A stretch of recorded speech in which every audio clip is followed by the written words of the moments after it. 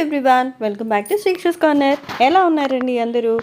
ఈరోజైతే మన వీడియోలో ఒక మంచి స్పెషల్ రెసిపీ చికెన్తో చేయబోతున్నానండి. దాన్ని నేను మీకు ఈరోజు చూపిస్తున్నాను. అండ్ దీనికోసం ఒక అరకిలో చికెన్ని తీసుకోవాలి. దాన్ని నీట్గా కడుక్కొని అందులో 2 స్పూన్ల అల్లం, పసుపు, కొంచెం ఉప్పు, 1.5 స్పూన్ కారం,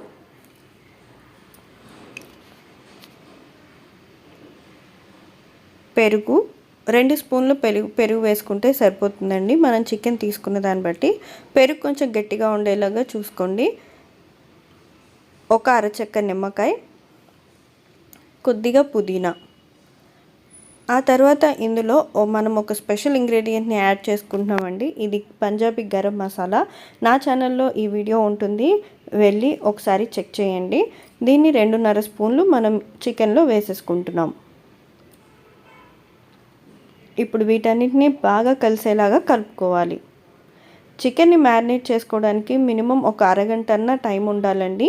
అరగంట పాటు మ్యారినేట్ చేసుకుని పెట్టుకున్న చికెన్ మంచి జ్యూసీగా టేస్టీగా ఉంటుందన్నమాట. ఇప్పుడు మనం ఇది మ్యారినేట్ చేసేసి ఒక పక్కన పెట్టేసుకుందాం. కావాలనుకుంటే మనం ఫ్రిడ్జ్లో అయినా పెట్టుకోవచ్చు. ఇప్పుడు ఒక ప్యాన్ తీసుకుని అందులో ఆయిల్ వేసుకుని ఆయిల్ని హీట్ చేసుకోవాలి.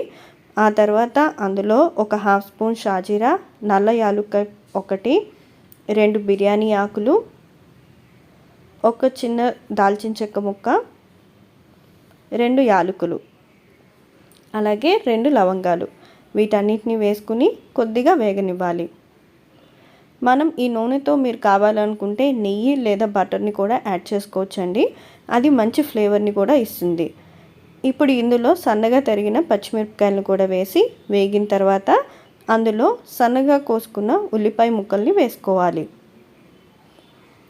ఈ ఉల్లిపాయ ముక్కల్ని కలుపుతూ కాస్త వేగనివ్వాలి.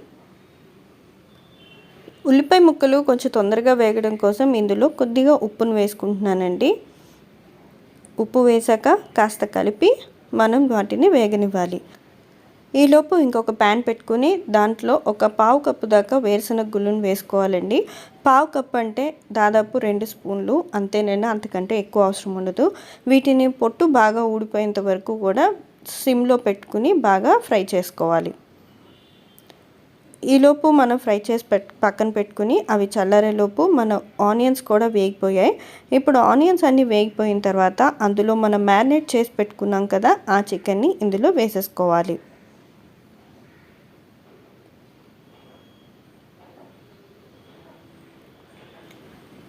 ఇప్పుడు ఈ చికెన్ మొత్తాన్ని మనం అందులో వేసుకున్న తర్వాత వాటన్నిటిని కొద్దిగా కలిసేలాగా కలుపుకోవాలండి. ఇక్కడ కలపడం అనేది చాలా ఇంపార్టెంట్ పాయింట్ అన్నమాట. ఏ వంట చేసినా కలుపుతూ ఉంటే మన కూర చాలా తొందరగా ఉడుకుతుంది. మూత పెట్టి ఒక 15 నిమిషాల దాకా ఈ చికెన్ని ఉడకనివ్వాలి.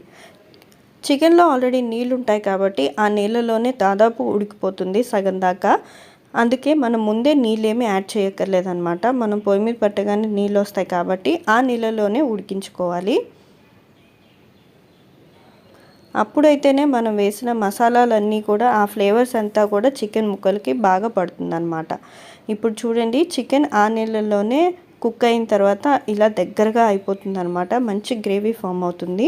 ఇప్పుడు ఇందులో మరి కొంచెం సేపు ఉడికించడానికి కొద్దిగా నీళ్లు పోసుకుని మళ్ళీ మూత పెట్టి ఒక 5 నిమిషాల పాటు కుక్ చేయాలి. ఈలోపు కుక్ చేసేలోపు మనం వేయించి పెట్టుకున్న వాటిని పొట్టు తీసుకుని పెట్టుకోవాలండి. ఈ పొట్టు తీసేసి వాటిని ఒక మిక్సీ జార్లోకి తీసుకోవాలి.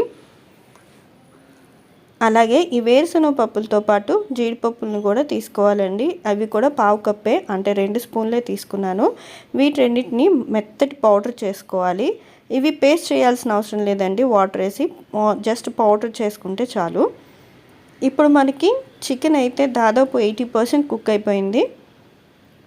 80 to 90% కుక్ అయిపోయిందండి. ఇంకొక 10% మాత్రమే ఉంది. ఈ టైంలో కొద్దిగా నీళ్ళు ఉన్నప్పుడే మనం ఇందులో గ్రైండ్ చేసి పెట్టుకున్న పౌడర్ని వేయాలి. ఇక్కడ ఈ పౌడర్ని వేసేటప్పుడు ఒక చిన్న టిప్ అండి. మనం ఏ కర్రీస్లోనైనా సరే వేరుశనగ గుళ్ళతో కానీ జీడిపప్పులతో కానీ బాదం కానీ వేటితోనైనా ఒక పౌడర్ని థిక్గా తయారు చేసి వేసుకున్నాము అని అంటే అది 1-1.5 స్పూన్ కంటే ఎక్కువ వేయకండి. ఎందుకు అంటే ఇది వెంటనే గ్రేవీని థిక్ చేసేస్తుంది అనమాట, కర్రీని థిక్ చేసేస్తుంది. అండ్ దాంతోపాటు వేరుశనగ గుళ్ళు ఏంటంటే ఒకలాంటి టేస్ట్ ఉంటాయి. జీడిపప్పు కన్నా కూడా ఒక ఘాటైన ఒక థిక్ టేస్ట్ ఉంటుందన్నమాట. దాని గురించి అది కర్రీకి ఉన్న ఫ్లేవర్ మొత్తాన్ని మార్చేస్తుంది.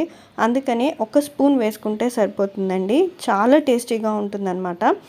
ఇప్పుడైతే మనం ఇది వేయగానే గ్రేవీ చూడండి చాలా థిక్గా అయిపోయింది కదా. నేను ఇంకా ఇక్కడ మిగిల్చే ఉంచాను అనమాట. మనం తీసుకుంది 2 స్పూన్లే, కానీ ఇంకా ఇక్కడ ఉంచాను. అయినప్పటికీ కూడా చాలా థిక్గా అయింది కర్రీ. సో మీరు కూడా ఈ ఒక్క టిప్ని గ్రేవీ కర్రీస్ని ఇలా నట్స్తో తయారు చేసినప్పుడు ఈ ఒక్కటి గుర్తుపెట్టుకోండి.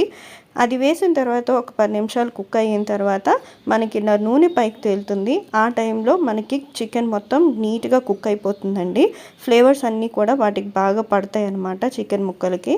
ఇప్పుడు గరం మసాలా వేసుకొని కాస్త కలుపుకొని ఒక 2 నిమిషాలు కుక్ చేసుకున్న తర్వాత కొత్తిమీర వేసుకుని మరోసారి కలుపుకుని దించేసుకుంటే సరిపోతుంది. ఈ విధంగా వేడివేడి అన్నంలో లేదంటే రోటీస్లో కనుక మనం ఇలా చికెన్ని సర్వ్ చేస్తే చాలా చాలా టేస్టీగా ఉంటుందండి. ఈ చికెన్ కర్రీ ట్రై చేయడానికి బోన్లెస్ చికెన్ని ట్రై చేయండి, ఇంకా టేస్టీగా ఉంటుంది.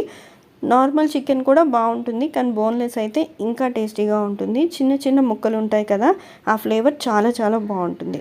ఇదండి ఈరోజు వీడియో. మీకు నచ్చితే please like, share and subscribe. Thank you for watching. నేను మీ మౌనిక.